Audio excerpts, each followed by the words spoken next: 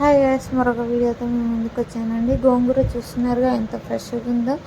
ఇవాళ అయితే గోంగూర ఎండు రొయ్యల కర్రీ చేద్దామండి. నేనైతే ఇవాళ గోంగూర అండ్ ఎండు రొయ్యల కర్రీ చేస్తున్నారు.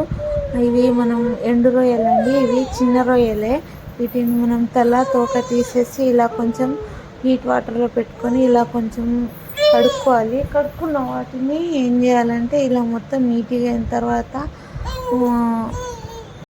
ఇలా నీట్గా తీసుకున్న తర్వాత మనం ఆయిల్లో ఫ్రై చేసుకొని వేరే గిన్నెలోకి తీసుకోవాలి. ఒక ఆనియన్ అండ్ 2 పచ్చిమిర్చి ఆలోపు కట్ చేసుకొని ఇలా ఆయిల్లో మనం ఫ్రై చేసుకోవాలి. ఫ్రై చేసుకున్న తర్వాత ఆనియన్ పచ్చిమిర్చి ఫ్రై చేసుకున్న తర్వాత అంటే ఆనియన్ కొంచెం లైట్ పింక్ కలర్లోకి వస్తుంది కదా, అప్పుడు అల్లం వెల్లుల్లి పేస్ట్ చేయండి. అల్లం వెల్లుల్లి పేస్ట్ చేసిన తర్వాత కొంచెం మగ్గనివ్వండి. మగ్గిన తర్వాత మనం కడిగి కట్ చేసుకున్నాం కదా గోంగూరని మనం ఇలా ఆయిల్లోకి వేసుకొని ఇలా కొంచెం వేగనివ్వాలి. అంటే లో టు మీడియం ఫ్లేమ్లో పెట్టండి.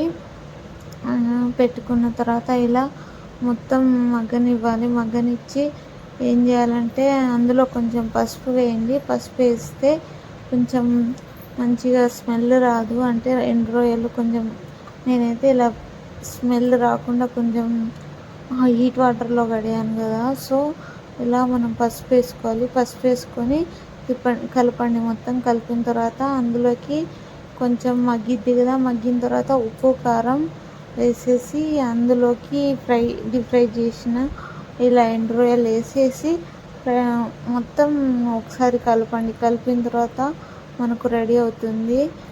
ఇలా మనం ప్రిపేర్ చేసుకోవచ్చు. ఎండు రొయ్యలు చాలా బాగుంటుంది. మీరు కూడా ఒకసారి ట్రై చేయండి.